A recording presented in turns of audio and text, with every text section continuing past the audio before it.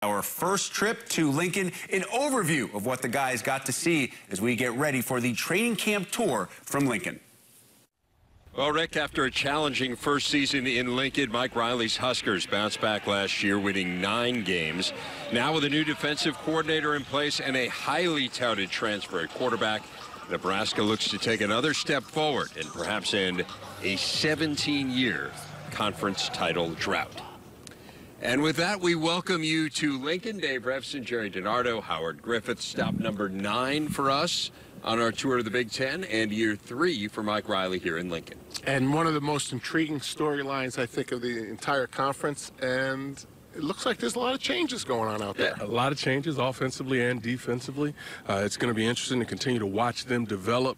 But I think we're going to be pleasantly surprised about what we see. And it was a little cold this morning when it first started. Other than that, that was a change as well. It was a very pleasant day. Okay, let's get into some of those changes, because I do think, and I talked about this with Mike Riley, and we'll ask him about it later as well, but to me, and when we were talking on the bus on the way here, this felt like a little bit of a reboot of a program. And obviously you have the cultures in place and all that, but the notion of having the transfers, the transfer quarterback, Tanner Lee, and then 2 other players who haven't played before at that position, who are more pure passers that fit the system that Mike Riley has been known for years. And then, of course, the major change. I mean, Bob Diaco coming in as a defensive coordinator. He cut ties with Mark Banker, who had been his DC for 14 years. So on paper, it seemed like a change. And it sounds like what you're saying is you felt like there was a change out there as well. Yeah, I wouldn't call it a reboot. I'd call it a major reboot. From the energy of the coaches, the entire practice seemed different to me. I think it's their best staff.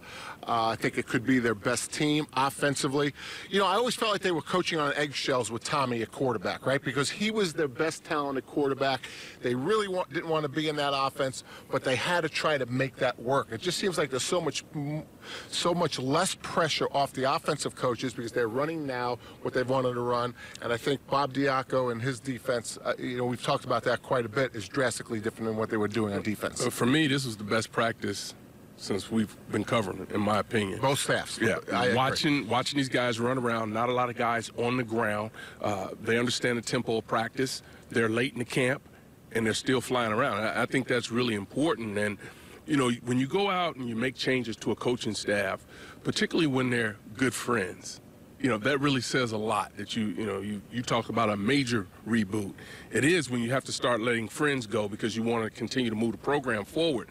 And they've done that. And, you know, I think the results are going to be very good for this team. There's not a lot of returning production offensively. 26%. That's the 3rd lowest of any team in the country. So the personnel is different, but it sounds like what you're saying, too, is you feel like it's going to be very different schematically. Give people a sense of what that's going to look like. Well, take a look at Wisconsin when as long as Paul Chryst has been there. It looks like Wisconsin's offense. And if you look at Mike Riley's history and Paul Chryst's history, they've grown up together. I mean, Paul worked for Mike, and it looks very much like the Wisconsin offense, except they'll tailor it to their personnel. Yeah. But the basis, nuts and bolts, is the pro formation, traditional, multiple, whatever you want to call it.